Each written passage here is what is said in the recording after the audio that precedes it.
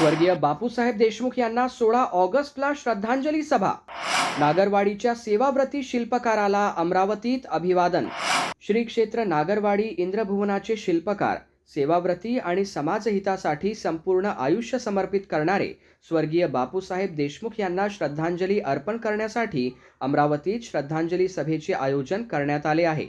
श्री संत गाडगे महाराज संस्थेच्या वतीने रविवार 16 ऑगस्ट 2026 रोजी दुपारी 2:30 वाजता ही श्रद्धांजली सभा आयोजित करण्यात आली आहे। श्री संत गाडगे बाबा स्मृती भवन परिसर, संत गाडगे बाबा मंदिरासमोर श्री गाडगे बाबा नगर अमरावती येथे ही सभा होणार आहे।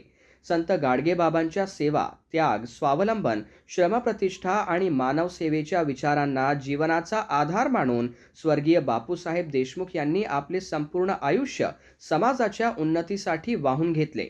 श्री क्षेत्र नागरवाडी येथील इंद्रभुवनाची उभारणी ही त्यांच्या दूरदृष्टी, सेवाभाव आणि समाजाप्रती असलेल्या बांधिलकीची जिवंत साक्ष मानली जाते।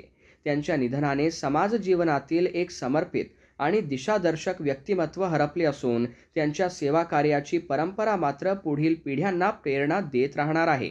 या श्रद्धांजली सभेत कोणत्याही रूढी परंपरा अथवा विधी न करता संत गाडगे बाबांच्या विचारांना अनुसरून सेवाभावातून स्वर्गीय बापूसाहेब देशमुख यांना श्रद्धांजली अर्पण करण्यात येणार आहे।